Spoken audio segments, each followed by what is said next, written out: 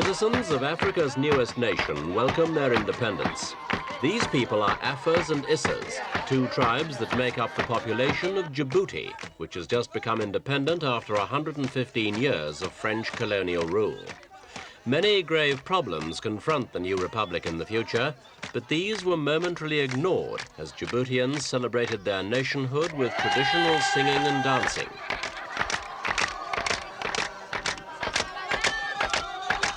Cheers too for Djibouti's first president, 61-year-old Hassad Gule. He's a member of the Issa tribe, but up till now at least, he's managed to gain enough Afar support to lead a coalition government in the independence negotiations with France. On Independence Night, he told a special session of the National Assembly, "Our country is free, our nationhood is a fact." Listening to the speech, the French Minister of Cooperation, Robert Gallet, a crucial figure in ensuring continued French support for Djibouti, and the retiring High Commissioner, Monsieur Dornano, who looked weary at the end of his last tour of duty in France's last colony on the African continent.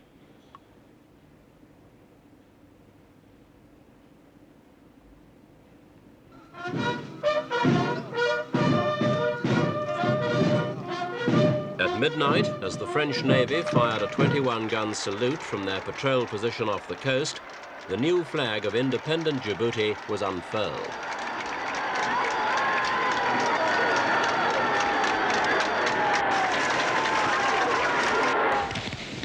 And the night of festivities began with a fireworks display that brought a brief flash of colour to the drab and inhospitable landscape that is Djibouti.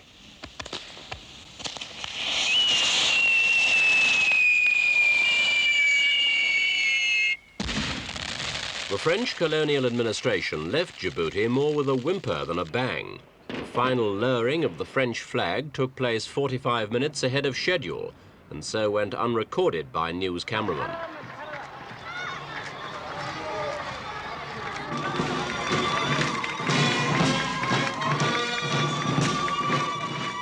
The next day, the government made a valiant show of independence, including a parade of the new National Army. But the very smallness of the force symbolized the precarious position of the new state. A look at the map instantly explains the source of Djibouti's insecurity.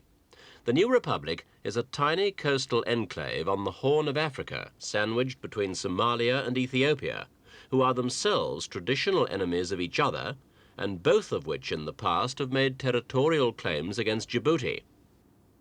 Furthermore, the rail link from Djibouti to Addis Ababa is an economic lifeline for Ethiopia.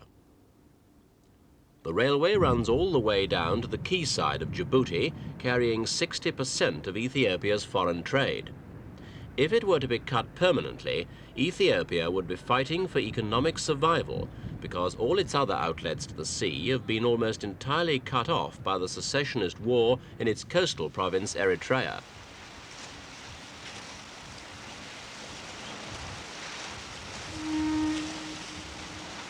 The reopening of the Suez Canal 2 years ago brought a vast increase in business for Djibouti, which began to handle many overflow cargoes from congested Red Sea ports. Now all this trade is in jeopardy because the railway was blown up by guerrillas in Ethiopia in the beginning of June, and it will take at least 4 months to repair.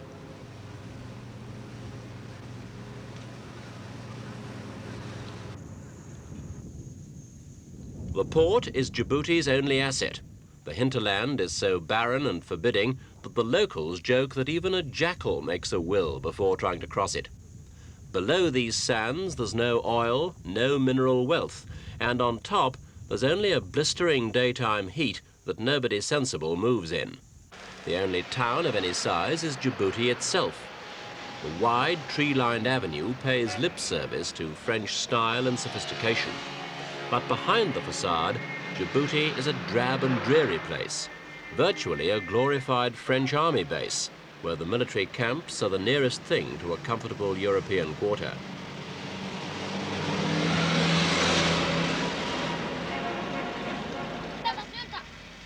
Since Djibouti has less than 1 square mile of arable land, all its food has to be imported.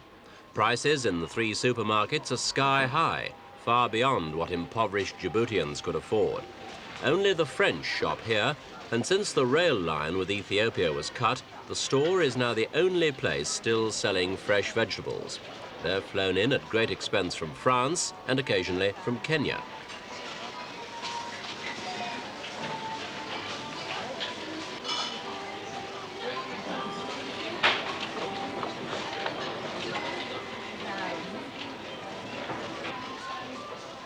This store, and the others like it, are owned by a French supermarket chain which has supplied a wide range of fine meats and cheeses to the colonialists, an oasis of expensive foreign plenty in a desert of deprivation for the local population. When the French presence is scaled down, the reason for the shop's existence will go too.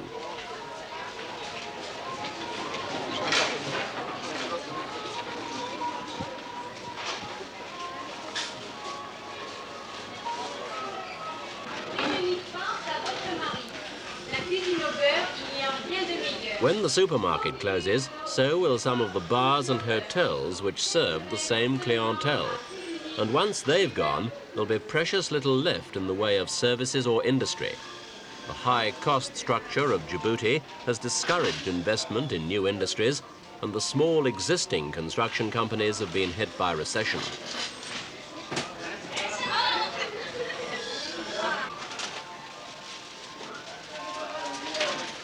As the French keep to their lavish lifestyles to the last, the locals compensate for the harshness of theirs in an equally traditional manner.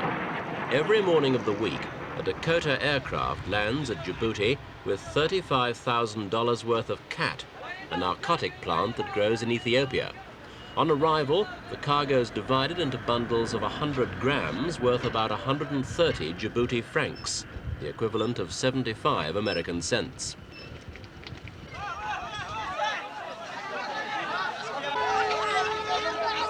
The procedure is watched by customs and police who ensure the cargo gets to the men who distribute it. For many Djiboutians, the arrival of the drug is the most important event in the day.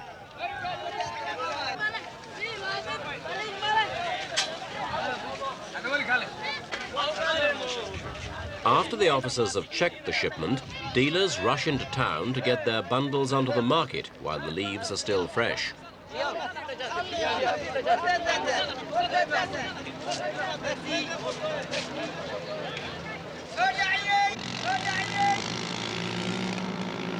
The leaf is chewed and the sap induces a soporific effect, a pleasant stage of lethargy that seems to enable local men to survive another day in this hot and barren country. In Djibouti, by mid-afternoon, the town is littered with the prostrate forms of the addicted.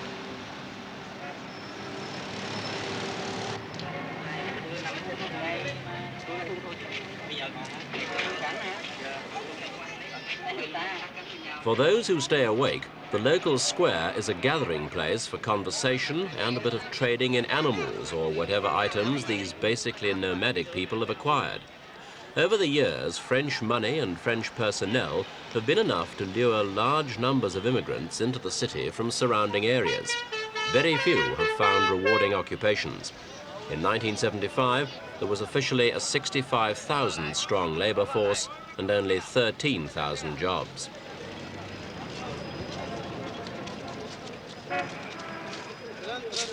The rivalries between the Afars, the minority tribe, and Issas are never far from the surface. The Afars have ties with Ethiopia, while the Somali-speaking Issas look to Somalia as their traditional protectors. This mutual suspicion is a potentially dangerous division within Djibouti's so-called nomadic army, which is recruited equally from the two tribes. In the event of a clash between Somalia and Ethiopia, the unity of the army would be in doubt. Until now, that unity has been maintained by French officers.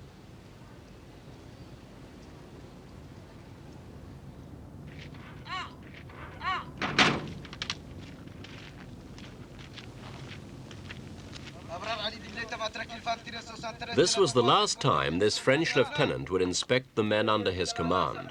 After independence, he became a military advisor, not a company commander, and a local officer took charge of this remote post on the Ethiopian frontier.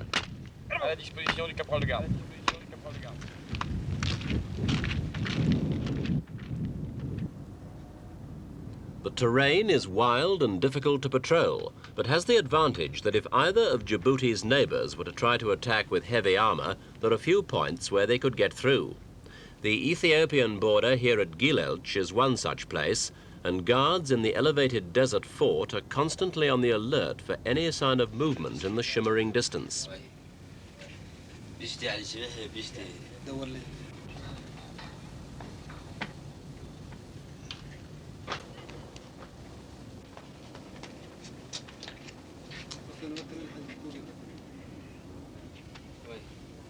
At this point, a natural gap in the mountains lets the railway through from Djibouti to Addis Ababa. Since the railway was put out of action, allegedly by Somali-backed guerrillas, the tension here has increased. And one result of that tension has been a trickle of Somali-speaking Ethiopian refugees crossing into Djibouti. They are now housed in a very makeshift camp spread out along the unused railway line. It's not so much the guerrilla raids themselves that worry them, they're fairly sporadic anyway, but the risk that they might be caught up in a much wider conflict.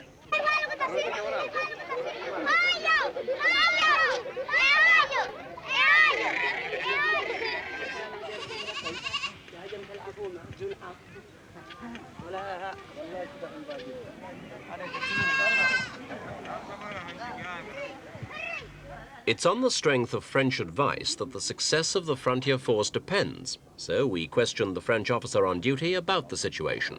Before the Somalis blew up the railway line further down the track, you had about 12 trains a day passing through here. What sort of goods did you see on board the trains? Yeah, you know, I shouldn't say 12. There were, at the time, per week, 3 passengers train, and all the other trains were about 2 or 3 trains per day. 2 or 3 trains per day, especially in the night, and they were carrying goods, agricultural machinery and cars, lorries and so on. There was a mass of goods going towards Quite so, Ethiopia. yes. Yeah. And it was mostly going towards Ethiopia or coming this way to Djibouti? Coming to Ethiopia. Do you think, therefore, that the line is so important to Ethiopia, having seen the goods going through there, that Ethiopia will have to go to war in order to make sure it can reopen it? I don't know if they will have to go to war, but I'm certain that they won't let it like that. They will have to do something anyway.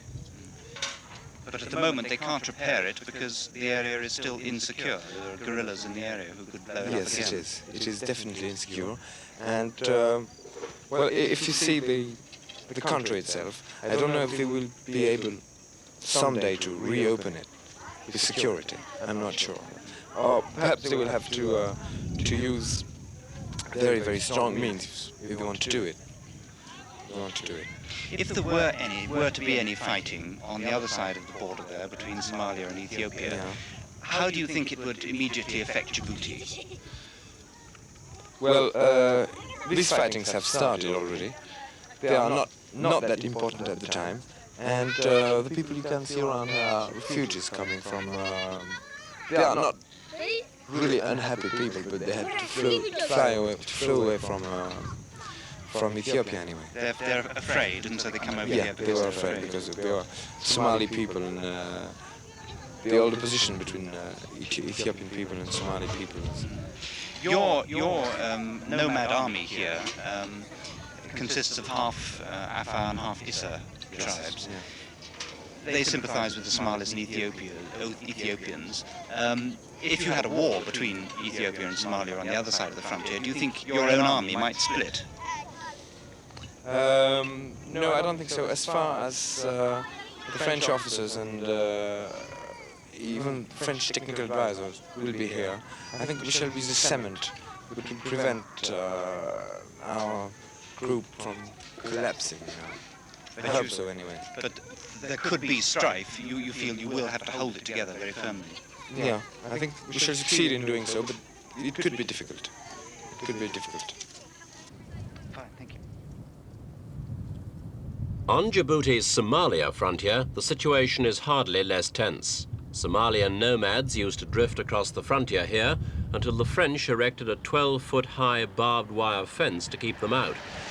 The French feared that more and more nomads would cross the frontier, link up with their Issar brothers, and so erode the Afar majority in Djibouti. Some Somalis have actually set up shacks on the far side of the wire.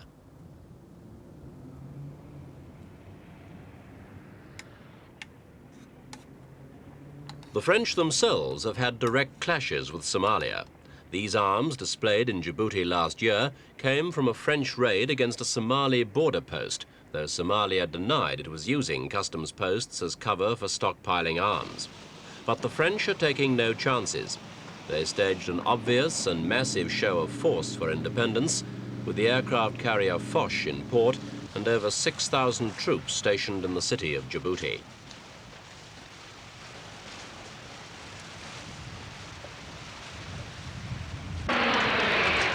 On Independence Day, a flypast of French aircraft made the point that French military assistance will be available to the new state for a few years yet.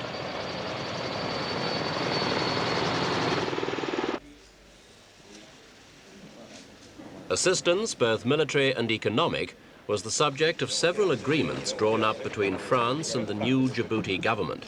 France will continue to provide about $140 million in aid, along with technicians and administrators to keep the infant republic running. Over 4,000 French troops will remain in Djibouti and will intervene to counter aggression only if asked to do so by the Djibouti government.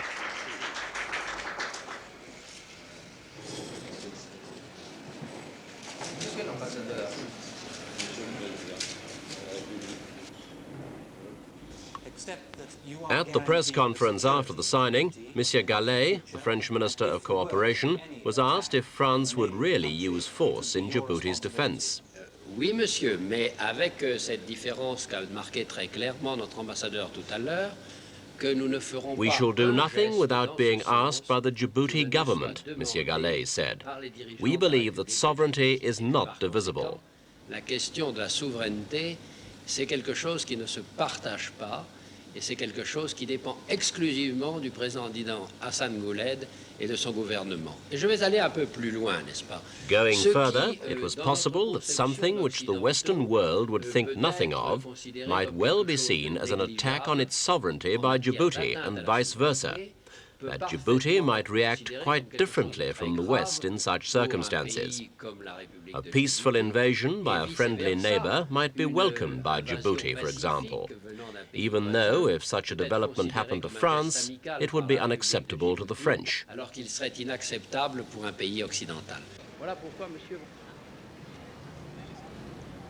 Whether such assurances will be sufficient to allow a genuine democracy to prosper in Djibouti is problematical. So far, President Gouled's three-party coalition in parliament has held together, despite opposition charges that the independence referendum was rigged. The 65 deputies in this assembly now have the job of working out a new constitution.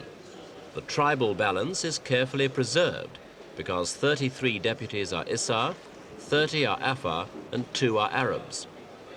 The French backed the Issar parties prior to independence because they believed this would appease Somalia and give Djibouti a better chance of establishing its own political framework free from Somali pressure. The move seems to have worked. There's been some grumbling from the Afar parties, but the transition to independence has gone smoothly. The general feeling is that the Afar parties can only do themselves harm if they impede the establishment of the new nation. But Somali influence is never far away in Djibouti. Taking part in the independence parade was a contingent of the Somali-backed guerrilla movement, the Front for the Liberation of the Somali Coast. Their distinctive marching style reflected their Russian training, and their presence there, along with the keen interest taken by Somalia's broadcasting service, was a reminder that Somalia has never officially renounced its claim to Djibouti. Countering the Somalis were the Arabs, especially Saudi Arabia, which wants to halt the spread of Russian influence in the Horn of Africa. The Saudis have promised aid, and for them, keeping Djibouti's economy afloat would be a very cheap investment.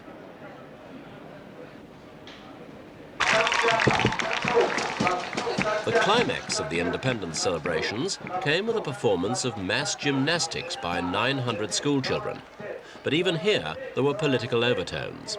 The children's instructors were Somali trained, and it was the Russians who trained the Somalis.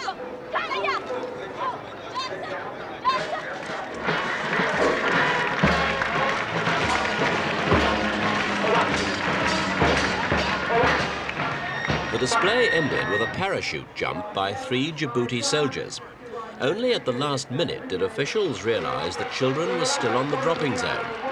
No one was hurt in the hastily cleared arena, but the incident seemed in some way symbolic of the risks Djibouti itself faces as an independent state.